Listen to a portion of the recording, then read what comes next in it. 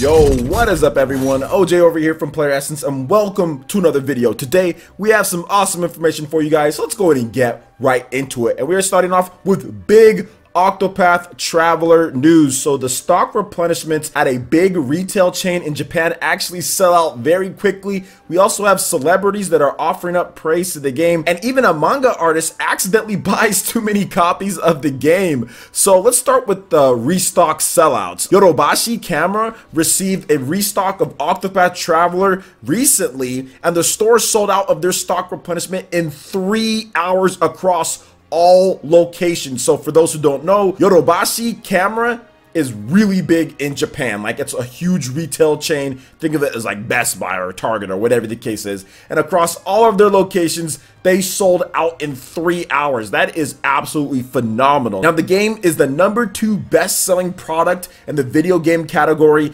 at that retail chain. Now, we have a little bit more of like some Japanese celebrity praise going on here. Mizuki, a Japanese singer/actor, has shared his appreciation for Octopath Traveler. He sent out a tweet saying it's an interesting game with fantastic music. Mizuki has been playing the game for over 60 hours, so the guy definitely cannot put it down. And then moving on to the last one here, the manga artist accidentally buys 3 copies. So Hiro Mashima, a manga artist known for his work on Fairy Tail the movie, has been talking about Octopath Traveler. He preloaded the game through the eShop but forgot that he did so. He then ended up ordering 2 extra copies on top of his digital download. Mashima said that he finds the game to be interesting so far. So shout outs to everyone who rounded up the information here, but this is great to see. Octopath Traveler is literally like taking the world by storm. It's taking Japan by storm. It's taking gamers by storm. People are going out there literally buying Switches to get Octopath Traveler. The Wayfarer's Edition is a hot commodity out there, which is the collector's edition for the game. I have one myself, and I'm so happy about this because I think that Square Enix and Nintendo played this perfectly. They get this game out during the summer. There's not a lot of big games coming out from the other companies. There's not a lot of big Nintendo games. All of those are coming out like October, November, December. So you kind of sandwich it in between some of the other titles. You have some third-party games that come out that have done well, like Wolfenstein 2 or games like Crash Bandicoot, but then you put it a bit after that and you pair it with a first-party game like Captain Toad Treasure Tracker, but Captain Toad is a port of the game from the Wii U. So you have a nice balance, and I think that's what's created the perfect storm for Octopath Traveler to explode in sales. There's just not much else coming out,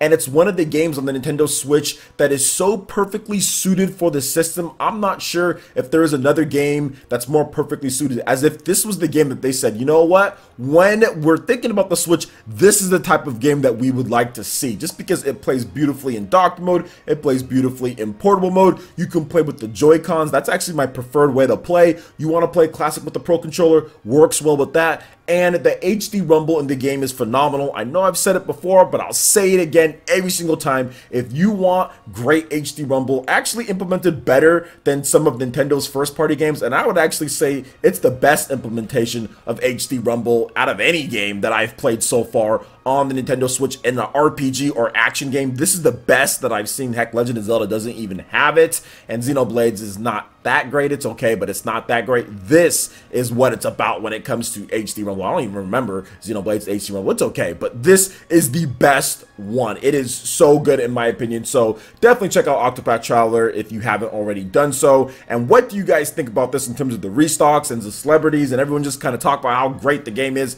Let me know your thoughts in the comment section below. All right, and moving into the next topic here, we've got some brand new details on Digimon Survive for the PlayStation 4 and the Nintendo Switch. The official Japanese website has opened. So Bandai Namco has opened the official Japanese website for Digimon Survive. Its newly announced Digimon Survival Simulation RPG for the PlayStation 4 and the Nintendo Switch. Now here's some information that was listed on the website. So the platforms, we talked about that, genre survival simulation RPG, which is interesting. 2019 release date. The price isn't decided yet. It's going to be a one-player game, no rating at this point. So let's discuss the product a little bit more. So your choices determine the monster's evolutions. A survival simulation RPG where boys and girls who get lost in another world must fight alongside monsters to survive extreme conditions and return to their world. The choices you make on the dangerous adventure determine the evolutions of the monsters you train and change the story. So despite being 2D,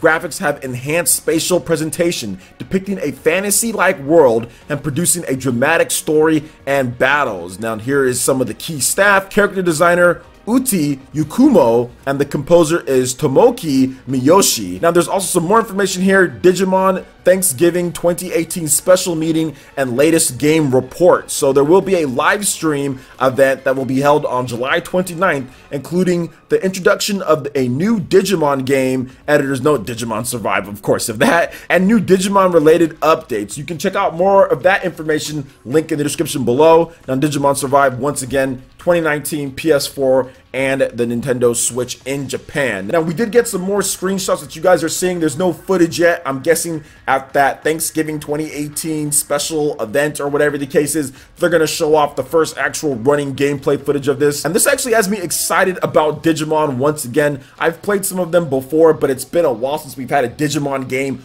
on a Nintendo platform. So to see this style of game, it's a survival simulation RPG. Looks like it's going to have a lot of tactics elements to it. Has hand-drawn kind of like 2D, and then with the 3D graphics, it looks very clean and fun to play. I like the choices that you can make to where like you see like a little Mass Effect real type of going here, to where you can pick what you want to say and what you want to do. Survival aspects to it, so you're gonna have to scavenge and find things, probably put together stuff so you can continue on in this world. It seems great. It seems like it's a lot more in-depth and complex than what we saw from like a Cyber Sleuth or Hacker's Memory of the most recent Digimon games. So this one has me more excited than those other games there. So what do you guys think about Digimon Survive for the PlayStation 4 and Nintendo Switch? What do you guys think about the setup and the story? Are you guys excited for this one when it comes to the new information released? Let me know your thoughts in the comment section below. Alright, and moving into the last topic here, Capcom has released a brand new trailer for Monster Hunter Generations Ultimate, showcasing the game's Legend of Zelda Breath of the Wild collaboration. So Monster Hunter Generations Ultimate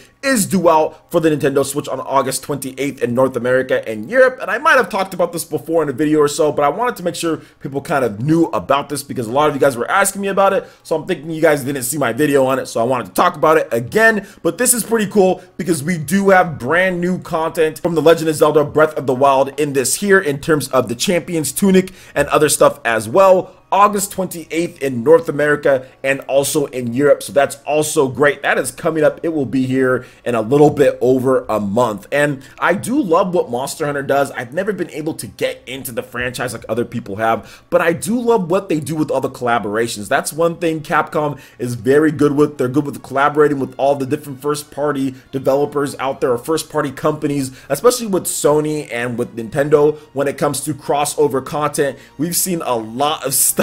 We've seen so many different things that has been crossed over from like Horizon Zero Dawn. I think Horizon Zero Dawn got something, or I'm not exactly sure, but I know there's been some Sony stuff in there. We've seen plenty of Nintendo content when it comes to Monster Hunter and everything, and I think that Monster Hunter Generations Ultimate, with it finally coming over to the West here, I think gamers are really going to kind of experience what Monster Hunter should have been so long ago when it comes to a portable experience along with the home console experience. Then we do have the separates, right? We do have Monster Hunter on the Nintendo 3DS, but people have always talked about that, it being a little bit janky just because of the controls. Outside of the new Nintendo 3DS, you have the second thumbstick, but it hasn't necessarily been that type of game to where it has the best controls, because the second thumbstick on the new Nintendo 3DS isn't the best. So this is the first time that you're going to be able to play it portably on a system that's really comfortable to play with the Joy-Cons and the dual analog to control the actual camera and everything. So that's why everyone was excited about Monster Hunter coming over to Nintendo Switch, because a lot of people love to play the game portably, but now you have that option of being able to play it portably, really comfortable, and also on the TV and getting that home console Monster Hunter experience. So I think this is the best